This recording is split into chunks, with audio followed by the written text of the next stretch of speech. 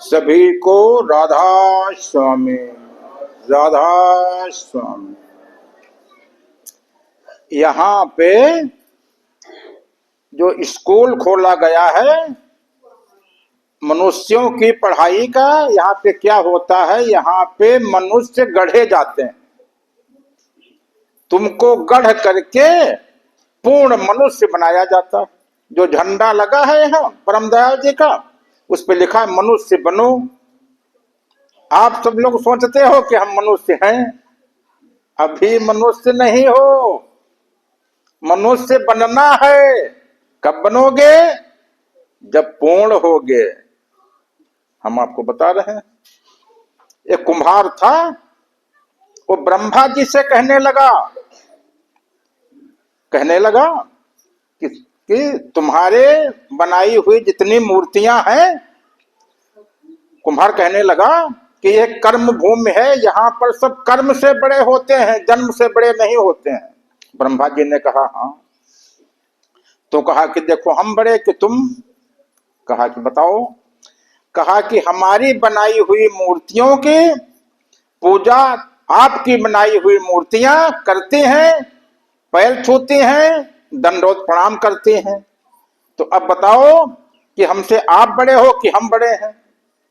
ब्रह्मा जी हार गए। ब्रह्मा जी की बनाई हुई मूर्तियां तुम सब लोग हो, अभी पूर्ण नहीं हो। कुम्हार की बनाई मूर्तियां जो है उनके सामने मत्था टेकते हो। तो ब्रह्मा जी से कुम्हार बड़ा हो गया है ना। तो अब क्या करना है? इसीलिए यहाँ पे आए हो। तुमको गढ़ करके पूर्ण बना दिया जाएगा, तब ब्रह्मा खुश होंगे कि हाँ भाई हमारी बनाई हुई मूर्ति जो है आज पूर्ण हो गई है।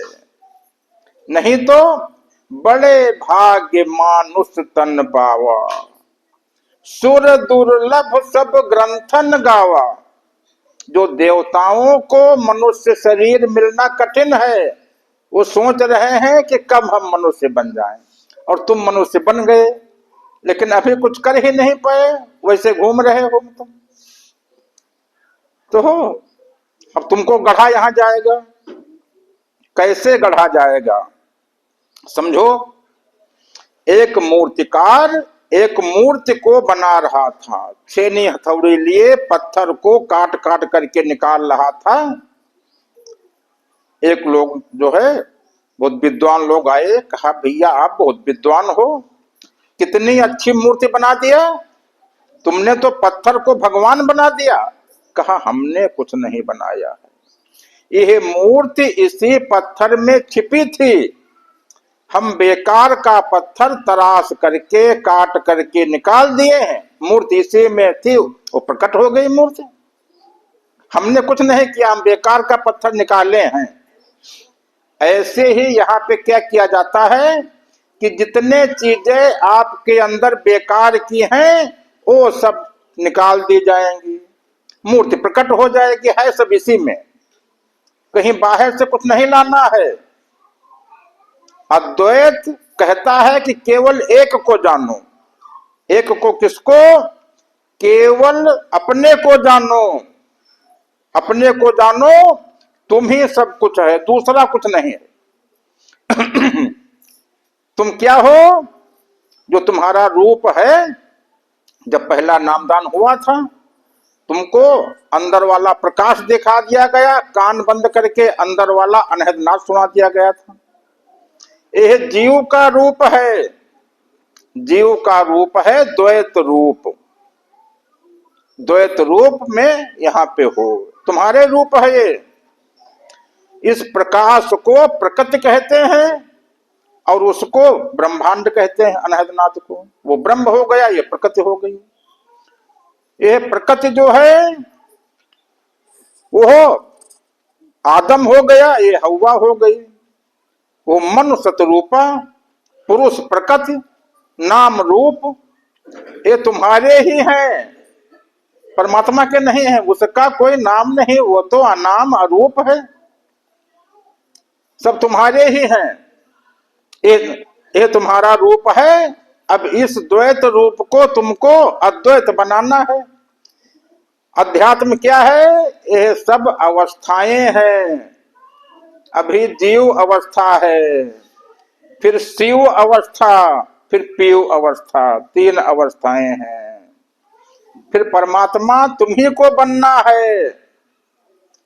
तो जो तुम हो, तुम्हें माता च पिता तुम्हें, तुम ही माता हो, तुम ही पिता हो। कैसे? जैसे पुरुष प्रकृति, आदम हव्वा, मन सतरूपा, अर्धनारीश्वर भगवान, स्त्री पुरुष दोनों एक में।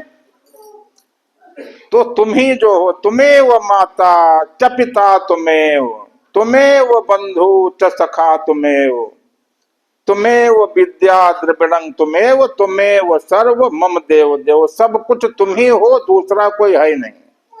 तुम ही को बस केवल अवस्थाएं बदलनी है, तुम ही को अवस्थाएं बदलने हैं। अब कैसे अवस्था बदलेगी? कहां से चालू करोगे? मतलब क्या करना है? एक तो जीव हो गया और एक मन है। यह मन जो है यदि निर्मल हो जाए, बस तुम ही जो है बहुत अच्छे हो जाओ, मतलब तुम ही पूर्ण हो जाओ। निर्मल मन जन सो मोहि पावा, मोह कपट छल छिद्र न भावा। और फिर भी सबके अंदर में कपट भरा हुआ है, सब कपट भरा है। और मन में कमियां क्या है? काम क्रोध लोभ मोह मद मत्सर, इच्छे विकार जो हैं, इनको समाप्त करना है। इच्छे विकार समाप्त हो जाए, पूर्ण पुरुष बन जाओ तुम। कार्तिकेय जी, जिनको खडानन कहते हैं, खटमुख कहते हैं, उनके 6 मुख थे कार्तिकेय जी के। वो 6 मुख कौन कौन है? जो तुम्हारे शरीर के 6 चक्र हैं, यही उनके 6 मुंह हैं। और कार्तिकेय जी के 6 शत्रु थे। 6 शत्रु कौन है? काम क्रोध लोभ मोह मद मत्सर, ये 6 उनके शत्रु हैं। इन शत्रुओं को समाप्त करना है। और ये जो प्रकृति है, यदि प्रकृति को मित्र बना लो तो जितना चाहो, जितना तुम सोचते जाओगे, सब जो है प्रकृति तुमको देती रहेगी। देती सब प्रकृति है, लेकिन उसको तुम शत्रु बनाए हो। इस प्रकृति को मित्र बनाना है। प्रकृति के 6 शत्रु कौन कौन है? काम क्रोध लोभ मोह मद मत्सर, 6 शत्रु प्रकृति के हैं। वही कार्तिकेय जी की, वही तुम्हारे मन के, जीव के भी वही शत्रु। तो इनको क्यों रखे हो? जब तुम जैसे सुख चाहते हो, मन निर्मल करना है, तो इनको हटाओ। गुरु के यहाँ क्या करना है? और तुमको कुछ पूजा पाठ नहीं करना, केवल इन 6 को, और जो आपके अंदर कपट भरा हुआ है उसको समाप्त कर दो। इतना तुम्हारा काम। बाकी गुरु दृष्टि डाल करके तुम्हारी अवस्थाएं बदल करके तुमको उस परम अवस्था में, जिसको परमात्मा कहा गया है, जिसको राधा स्वामी कहा गया है, जिसको परम कहा गया है, उस अवस्था में तुमको कर देगा। तुमको कुछ करना ही नहीं, केवल तुम मन साफ करके जितने उसके विकार हैं उनको समाप्त करके तुम गुरु को अपना मन दे दो बस। और तुमसे कुछ मतलब नहीं, बाकी सब काम गुरु का है, बाकी सब वो करेगा। तो अब काम जो है, एक तो इसमें सबसे बड़ा क्रोध है। सबसे बड़ा क्रोध, क्रोध से क्या होता है? एक कर्म भूमि है। कर्म भूमि है तो कर्म कैसे बनते हैं? विचारों से कर्म बनते हैं। कि जैसे हमारे अंदर विचार आते हैं वही मन की रील के ऊपर अंकित हो जाता है। तो जिसके गुस्सा आया तो वो गुस्सा वाला कर्म अंकित हो गया। और कर्म दो प्रकार के होते हैं, एक अच्छे कर्म, एक बुरे कर्म। तो अच्छे कर्म का अच्छा फल और बुरे कर्म का बुरा फल। और कर्म से ही भाग्य बनता है, कर्म से ही भाग्य बनता है। तो मनुष्य अपने भाग्य का निर्माता आप है। श्री राम शर्मा आचार्य जो है गायत्री वाले, उन्होंने लिखा है कि मनुष्य अपने भाग्य का निर्माता आप है। अपनी भाग्य कैसे बदलोगे? अच्छे कर्म करने लगो, अब आपकी भाग्य अपने आप जो है अच्छी हो जाएगी। कर्म कैसे होते हैं? जो जो विचार करोगे, जो जो तुम्हारे मन के अंदर जाएगा, वही सब उस पे लिख जाएगा। वो लिख जाएगा, वही कर्म हो गया, वैसी भाग्य बनेगी। तो आपको अच्छा सोचना है। यदि मान लो अंदर गुस्सा भरी हुई है, तो दूषित कर्म हो गए, नेगेटिव कर्म हो गए, गुस्सा वाला जो है भाग्य लिख गया। आगे जिंदगी में खूब गुस्सा गुस्सा तुमको मिलेगा। और क्या है? ये प्रकृति जो है, इस गुस्सा तुम्हारे आ गया, वो तरंगे प्रकृति में पहुंची। प्रकृति को जो दोगे वो करोड़ गुना करके तुमको देखा। करोड़ों गुना गुस्सा ले लो, अभी ले लो, इस जन्म में ले लो, अगले जन्म में ले लो, और सब तुम्हारे अगले जन्मों का जो है इंतजाम सब पूरा हो गया। प्रकृति को जो जो तुम दोगे, कैसे दोगे? जितनी गुस्सा करोगे, सब प्रकृति में चली गई, तरंगे में तुम। और तुम्हारी बुद्धि जो है गुस्सा से भ्रष्ट हो जाती है। यहाँ संसार के कुछ काम ही नहीं कर पाओगे। जब बुद्धि भ्रष्ट है, हर समय लेटे रहोगे, मतलब हर समय लेटे रहोगे, निगेटिव विचार करोगे, निगेटिव कर्म बन जाएंगे। आगे की उन्नति जो है रुक गई गुस्सा से। तो सबसे बड़ा क्या है? क्रोध। क्रोध पाप कर मूल। क्रोध जो है वो पाप का सब मूल है। तो सबसे पहले क्रोध से तप नष्ट होता है। यदि सोचो कि हम पूजा करें, तपस्या करें, जितना तपस्या करोगे गुस्सा आई सब नष्ट हो गया मतलब। और गुस्सा प्रकृति में गई, वहां से करोड़ गुना होकर के वो लौटी, मतलब इस जन्म में अगले जन्म में तुमको सब गुस्सा मिलेगी मतलब। तो गुस्सा तब, गुस्सा जो है जब तक करोगे तब तक जो तुम्हारे अंदर परिवर्तन नहीं होगा। इन्हीं को मानस रोग कहा गया है। रामचरितमानस में जो कहा गया कि मानस रोग कौन कौन है, काकभूषुंड ने गरुड़ जी ने काकभूषुंड जी से जो पूछा, तो यही 6 मानस रोग हैं, मन के रोग हैं। तो इनको छोड़ना, इनको समाप्त करना, इतना तुम गंभीर हो जाओ, इतना नम्र हो जाओ कि तुम्हारे गुस्सा ना आने पाओ, तो माना जाएगा कि आप महात्मा हो। तो ये गुस्सा। फिर दूसरा लोभ।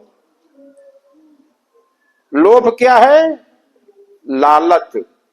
लोभ है लालच। लालच में किसी की बुद्धि नहीं रहती ठिकाने पे। एक बार एक राजा, लोभ वो कुआं है जिसमें गिर करके कभी कोई निकलता नहीं। एक राजा ने अपने विद्वान पंडितों को बुलाया, कहा बताइए कि वो ऐसा कौन कुआं है कि जिसमें कोई गिर करके निकलता नहीं है। तो कहा कि देखो पता लगा करके अगले हफ्ते में बताएंगे। सब अलग अलग दिशाओं में निकले। मतलब 2 पंडित एक जंगल में गए, वहां पे एक गडरिया भेड़ी, बहुत भेड़ों का झुंड था, वो चरा रहा था। तो उससे पूछा कि हम इसलिए निकले हैं, यहाँ कोई विद्वान मिलेगा? कहा तुम्हारा काम क्या है? कहा हम पता लगाने आए हैं कि ऐसा वो कौन कुआं है जिसमें गिर करके कोई निकलता नहीं है। तो कहा तुम रुको, हम तुमको बताएंगे, लेकिन 1 हफ्ता तुमको रुकना पड़ेगा, और जितना हम कहेंगे उतना तुमको सब बात मानना पड़ेगा, सब करना पड़ेगा। कहा कि ठीक है, हम यहाँ पर वो हम कर लेंगे, लेकिन राजा को जवाब तो देंगे हम। तो कहा रुको, अब शाम को भेड़ का दूध जब जैसे दुहा और दूध जो है थोड़ा पी लिया, जूठा हो गया, पंडित जी से कहा लो इसको पियो। पंडित जी ने सोचा कि अब जैसे जब हम सखरे हैं कि जितना कहोगे करेंगे, पी लिया। अगले दिन जो है दूध जूठा भी कर दिया, थोड़ा उसमें थूक भी दिया, थोड़ी मिट्टी उठा करके उसमें डाल दिया, कहा लो पियो। फिर पंडित जी ने पी लिए जो है। फिर अगले दिन जो है फिर जो दूध निकाला उसमें थूक भी दिया, उसमें मिट्टी भी डाल दिया, जूठा भी कर दिया, और एक वहां पर मनुष्य की खोपड़ी का कंकाल रखा था उसमें दिया, कहा इसमें लो पियो। अब उसमें भी पिए। तो ऐसा एक हफ्ते तक होता रहा। एक हफ्ते के बाद में कहा अब तो एक हफ्ता पूरा हो गया, जितना आपने कहा उतना किया, अब तो बताओ। कहा यही लोभ है कि हम कि तुम लोभ में पड़े थे जो है। तो और तो ये लोभ है, तो कोई लोभ में न पड़ो।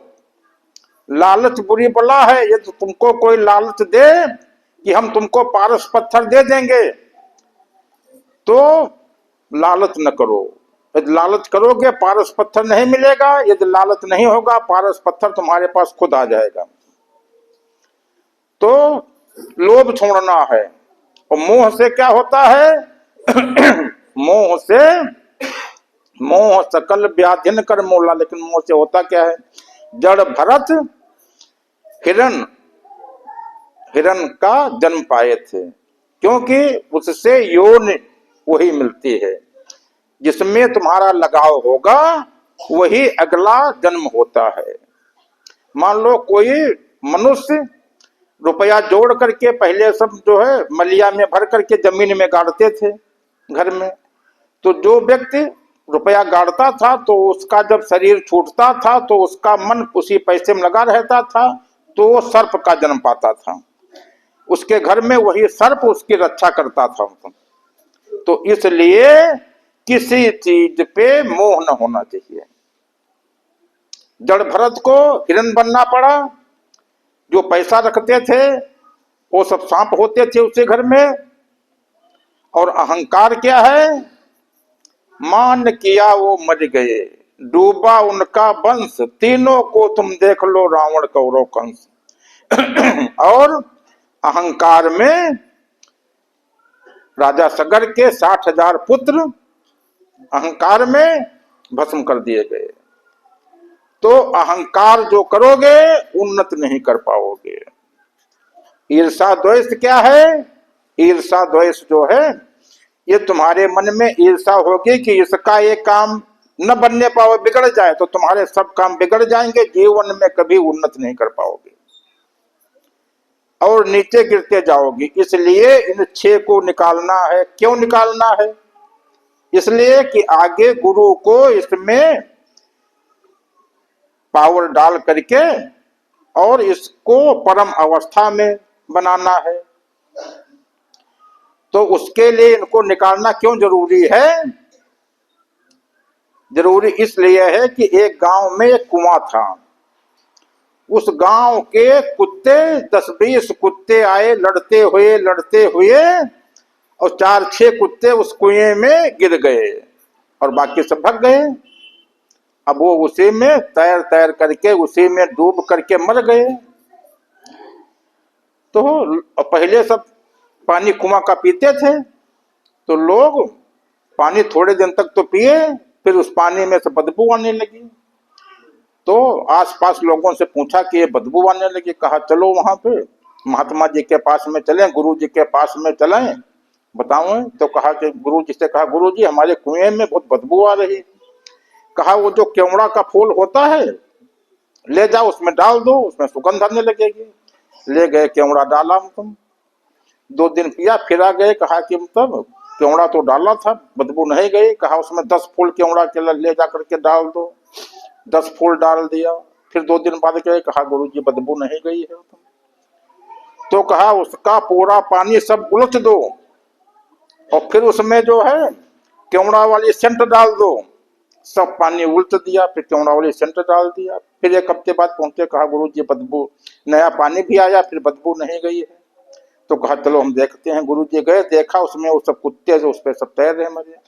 कहा ये कुत्ते तो निकाले नहीं, मतलब तुम इसको उल्टो चाहे जितना, मतलब जो कुत्ते मरे पड़े हैं उनको तो पहले निकालो। मतलब कहा गुरुजी ये आपने कहा था कि कुत्ते निकालो, मतलब तो कहा कि उल्टने का मतलब है कि जो उसमें कुत्ते मरे पड़े हुए हैं उसको पहले निकालो, फिर बाद में उल्टो। मतलब तो तुम्हारे मन में, मन के कुआं में ये 6 कुत्ते पड़े हुए हैं।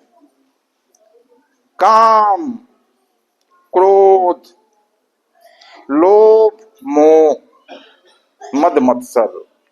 जब तक ये पड़े रहेंगे खूब उसको उल्टो, बदबू नहीं जाएगी। तो इनको तुमको जो है निकाल करके पहले बाहर करना है, फिर और तुमको कुछ नहीं करना है। फिर तो गुरु के यहाँ जाओगे, दृष्टि डाल करके तुमको जो है तुरंत जो है सब अवस्थाएं बदल करके परमात्मा वाली अवस्था में पहुंचा देगा तुम, और जो है उसके सन्मुख कर देगा। मतलब तुरंत तुमको सन्मुख कर दिया जाएगा। मतलब मत सुमत हो जाएगी। जो जो जैसे बिगड़ी है सब बिगड़ी बन जाएंगी। अब कहोगे कि बिगड़ी बनाने वाले काहे न बिगड़ी बनाई, कैसी तेरी प्रभुताई, कि बिगड़ी बनाने वाले ने बिगड़ी क्यों नहीं बनाई। इसलिए नहीं बनाई है कि ये काम गुरु का है कि ये जो 6 कुत्ते अंदर पड़े हुए हैं कुआं में, इनको तुम पहले निकालो और फिर मन को सन्मुख करना पड़ेगा। जैसे मन सन्मुख गुरु करेगा तुरंत बिगड़ी बन जाएगी। तुम उसमें क्या बनेगा, मत सुमत हो जाएगी। फिर धन संपत्ति सब बिना बुलाए, धर्मशील पर जाय सुभाए। और जहां सुमति तहां संपत्ति नाना, जहां कुमति तहां विपत्ति निधाना। मति बदल जाएगी, गति बदल जाएगी। गति कौन बदलेगी ये तो जानो कि अभी गति जानते नहीं हो। कहते हो गति माने कि चाल है, हम चल रहे हैं, तो इसमें क्या बदलेगी। गति जो है अभी मन की धार नीचे को जा रही है। नीचे कैसे, गुस्सा वाली बात सोचे आ गई, संसार वाली बात सोचे संसार में तो नीचे को आ गई, किसी का ईर्षा द्वेष सोचे धार नीचे को आ गई। धार ऊपर करना है, धार ऊपर करना है। पिछले सत्संग में बताया गया था कि तुमको क्या क्या करना है। यहाँ पे जो सिखाया जाता है तो 7 लोक से ऊपर की शिक्षा यहाँ होती है। 7 प्रकाश नीचे, 7 लोक नीचे, उसके ऊपर क्या है, उसके ऊपर कमल।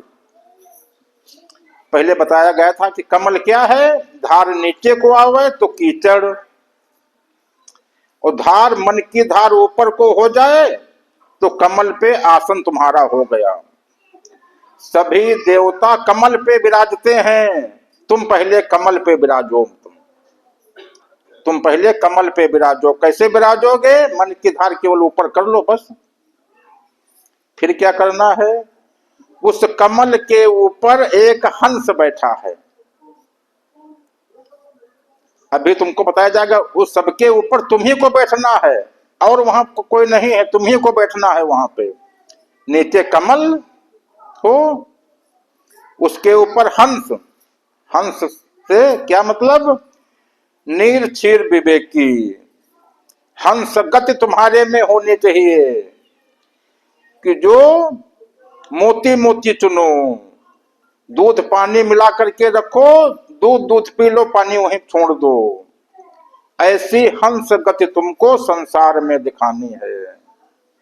तो पहले कमल, कमल के ऊपर हंस, और हंस के ऊपर तुमको बैठना है।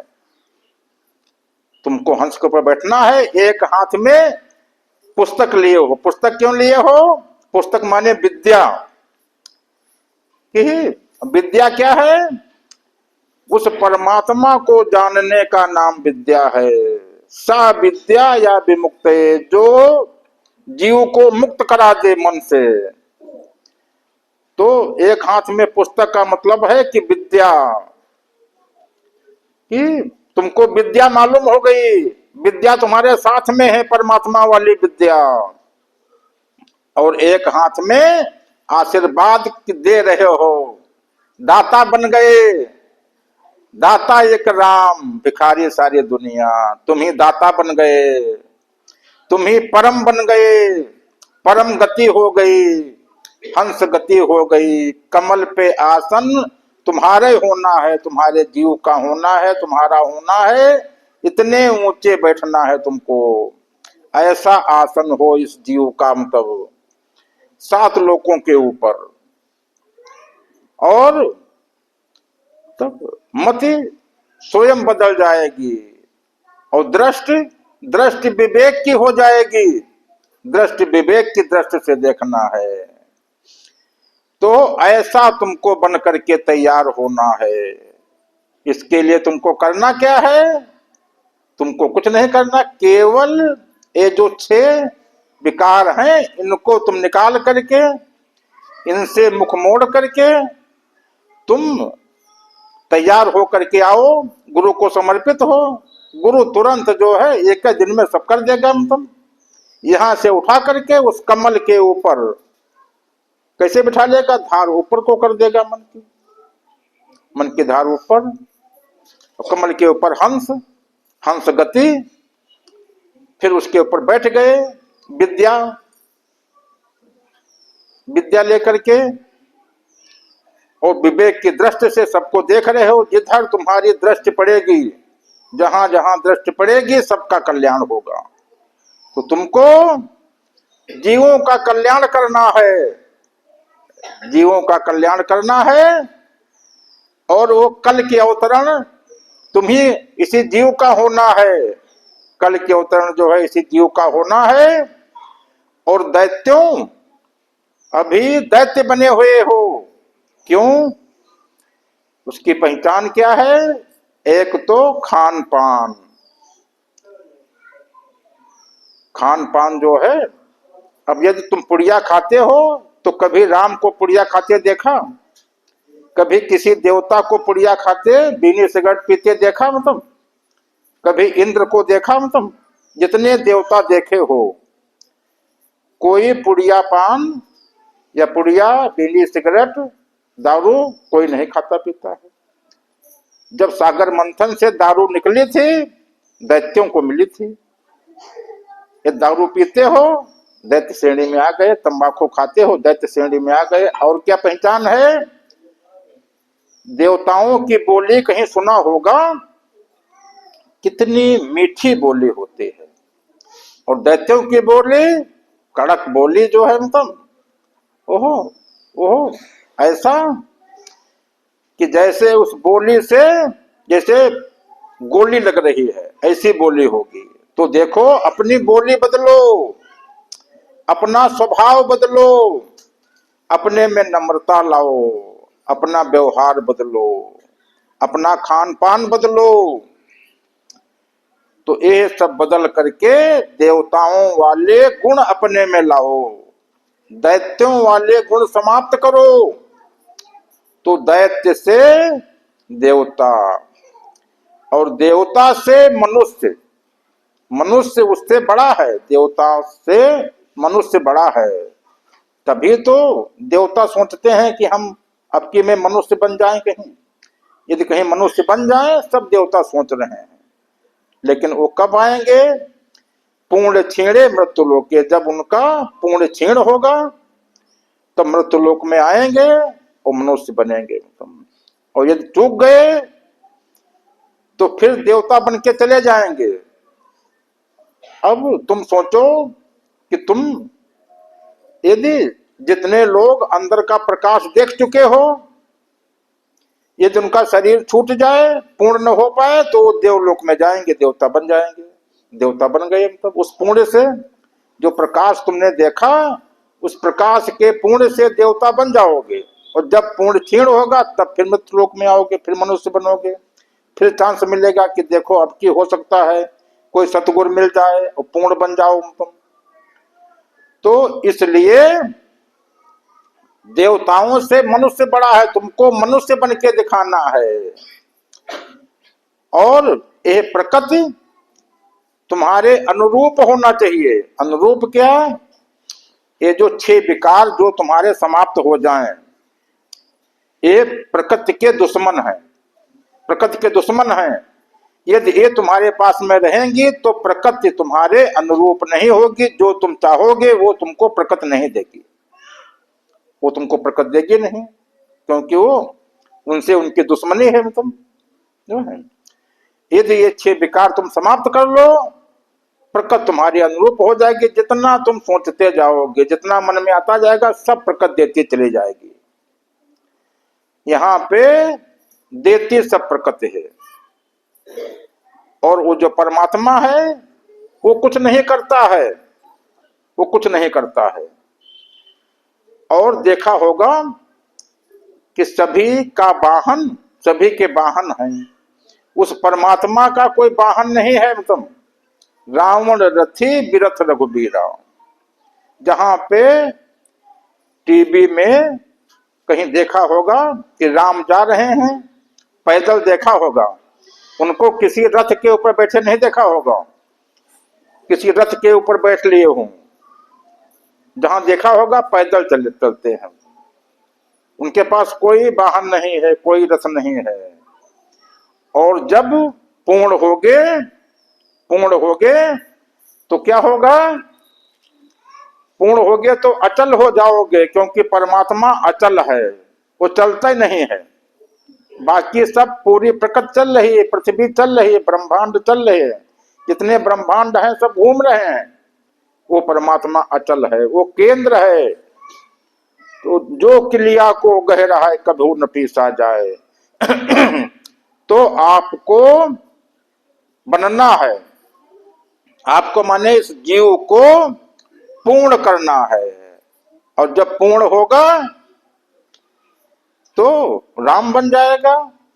वही राम, वही राधा स्वामी, वही अनामी, वही परमात्मा।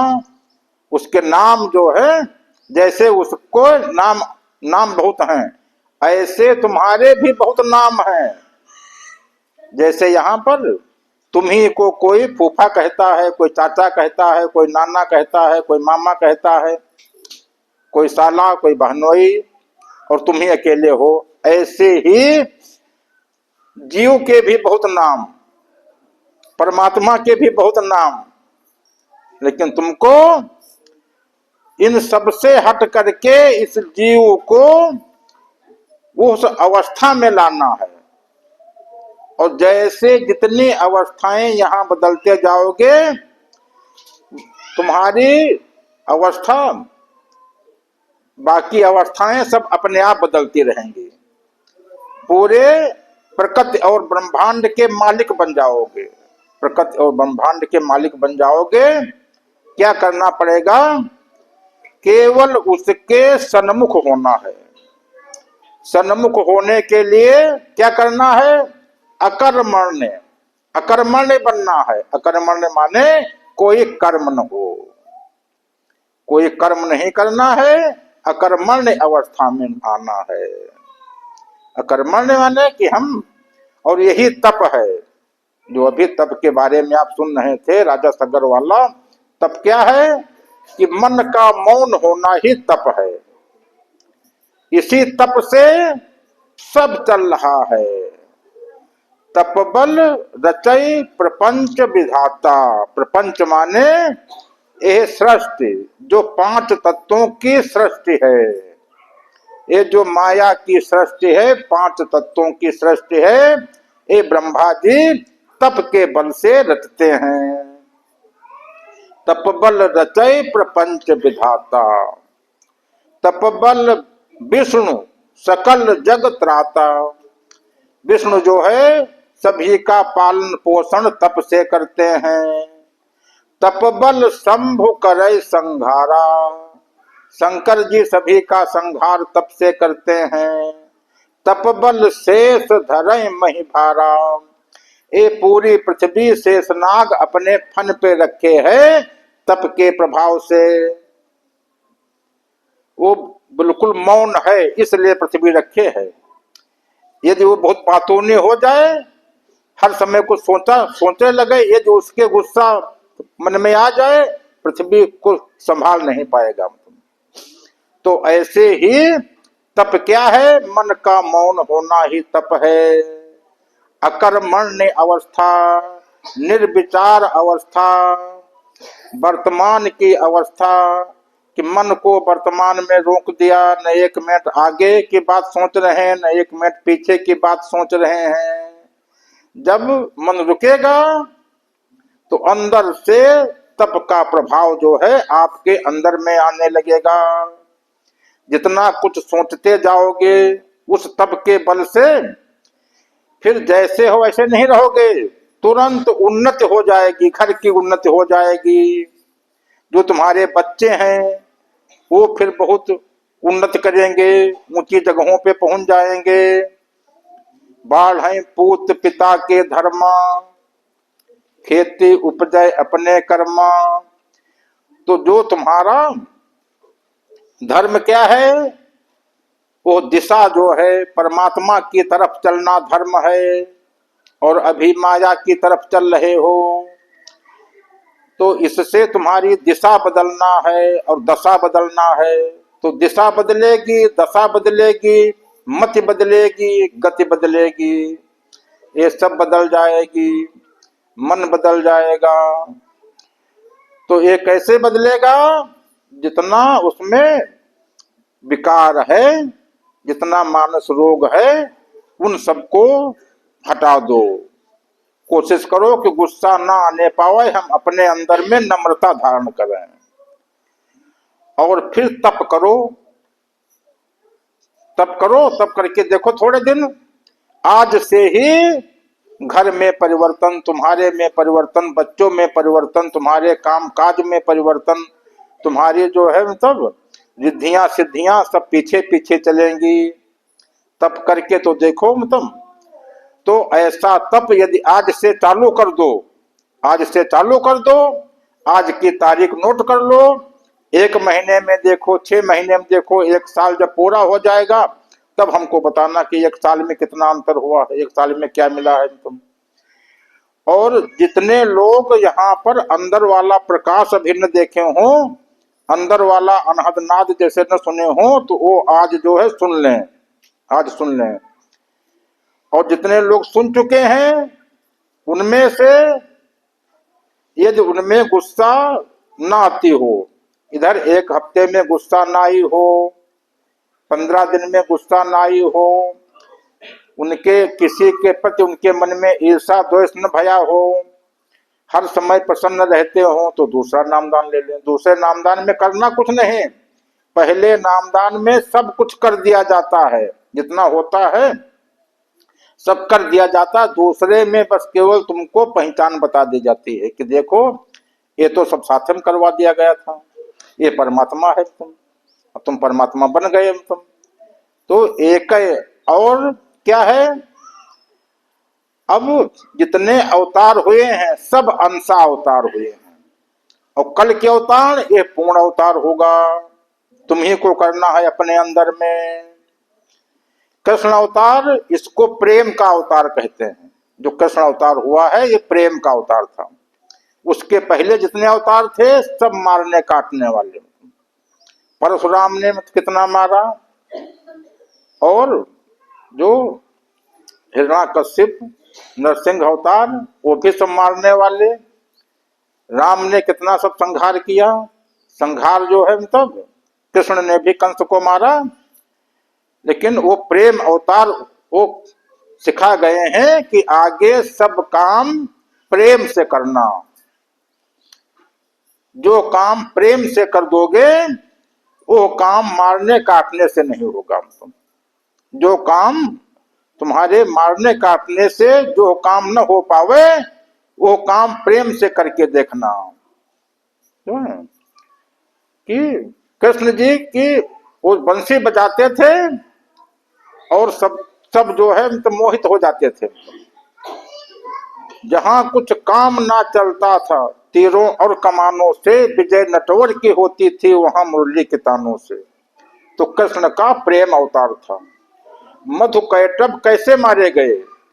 मधुकैटभ जो है उनकी कहानी पढ़ोगे, वो कैसे मारे गए। जब उनसे युद्ध होने लगा तो विष्णु भगवान भी उनसे हारने लगे। सोचा कि अब हम जीत नहीं पाएंगे, तो उन्होंने क्या उपाय निकाला, वो तुरंत उनकी प्रशंसा करने लगे। अरे भैया आप जो है इतने बलशाली, रुको अभी हम तुमको आशीर्वाद दे रहे हैं, खड़े हो जरा, जरा चप्पल निकाल करके खड़े हो, मतलब नंगे पैर से दोनों हाथ ऊपर करो ऐसे, मतलब जो है।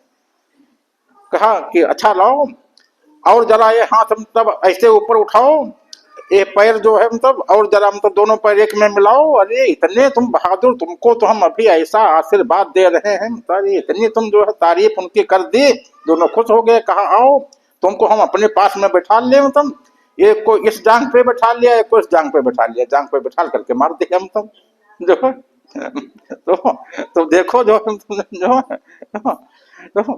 जब उनसे जीत नहीं पाए, प्रेम से उनको जो है मतलब मधुकैटभ मारे गए मतलब। तो इसलिए कृष्ण जी सबको सिखा गए हैं कि जो काम झगड़ा से नहीं बनेगा वो काम प्रेम से बनता है। तो सब लोग प्रेम करना सीखो। और कृष्ण जी के में क्या विशेषता थी, जब युद्ध चल रहा था तो तब कई लोगों से कहा गया कि इसमें पहचानो कि इसमें कृष्ण कौन है।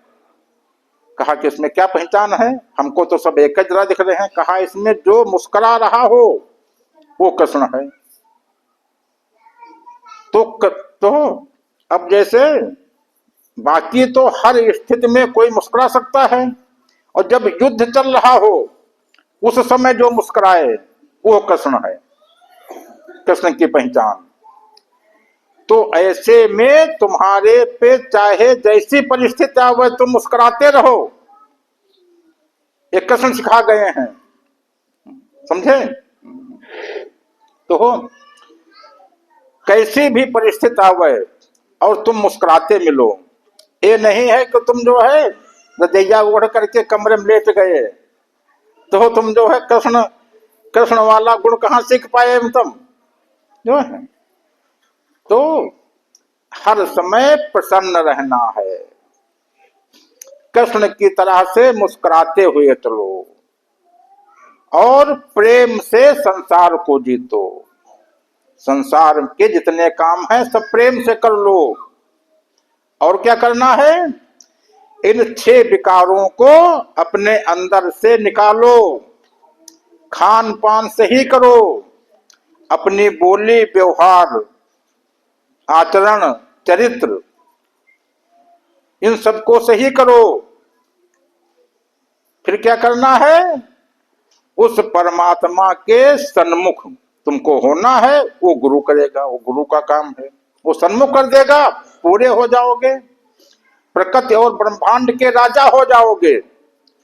जो कहोगे वो प्रकृति करेगी, रिद्धियां सिद्धियां सब तुम्हारे पीछे पीछे चलेंगी। तो एक बार राजा बन के देखो तो, कि राजा बनने से तो कितना आनंद होता है। फिर कोई सुख दुख में, अभी तो जो जिन सब दुखों में पड़े हुए हो, फिर दुख पड़ोस में नहीं आएंगे। सुख दुख जो है किसी से मतलब नहीं, सुख दुख से कोई मतलब नहीं।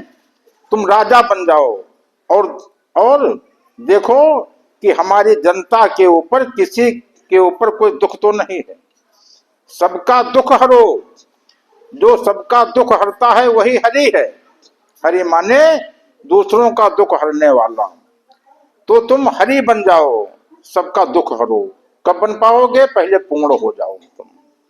तो और तुमको तो कुछ करना ही नहीं है, केवल बस इन 6 विकारों को निकाल दो, और नम्रता तुम्हारे अंदर आ जाए, बोली नम्र हो जाए, व्यवहार नम्र हो जाए, प्रेम प्रकट हो जाए, क्योंकि संसार में प्रेम से सब काम करना है तुम।